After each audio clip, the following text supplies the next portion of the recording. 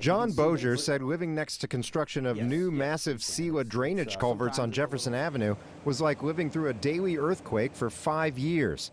When we bought the house, you know, this sort of thing was level. Yeah. Okay, and it cracked and then shifted several times. But this one, I mean, look, it looks like a fault in an earthquake or something. KIMALVAREZ lives even closer to where the construction took place, and the impact was even more direct.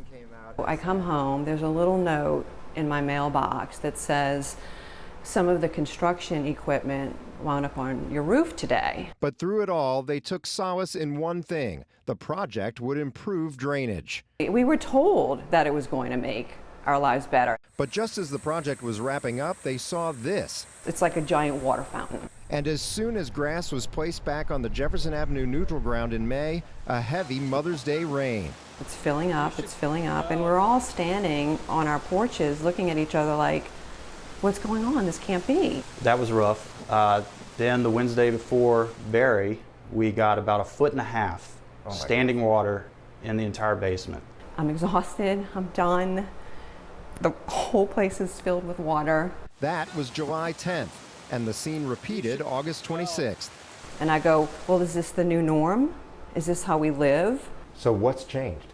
The obvious thing to me is the SELA project. HJBOSWORTH is an engineer with levees.org. He thinks the SELA improvements definitely had unintended consequences.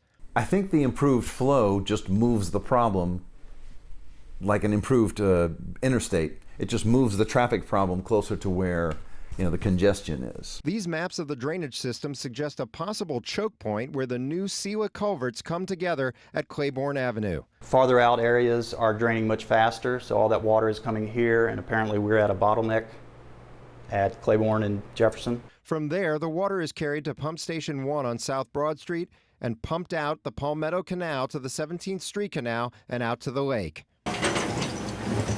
Bosworth says smaller city-owned feeder lines are also blocked. But those smaller feeder lines that run from the catch basins to the SELA culverts are not the Sewerage and Water Board's responsibility. They belong to the city's Department of Public Works. And Mayor LaToya Cantrell says the city's clogged pipes can cause a big problem. So see, we're not getting a full view or the full benefit of the SELA projects because there's so much work still left to be done. The Corps of Engineers built the SELA culverts, and project manager Joey WAGNER says they won't pay off fully until the city fixes its pipes. Once we finish, you all, the city, is going to come back behind us and start tying in to the bigger culverts. So over time, you will start seeing a better improvement. The Sewerage and Water Board hired a consultant to study SELA's impact. Executive Director GHASSANKORBAN thinks the report will show flooding would have actually been worse without the SELA culverts. It's very tough to convince people who are, struggling and suffering because of, damage associated with flooding. But hopefully once we have that scientific study done, hopefully it will alleviate some of those concerns. The Corps' WAGNER bristled at the idea that his SELA project could possibly be to blame. We all know there's certain areas in the city that are going to flood, and it's going to continue to flood until the system is totally overhauled. But Bossier isn't ready to accept that as the new norm. We're trying to be resilient and hope that the right things will be done and progress will be made and we can get this fixed. Yeah. It seems only right.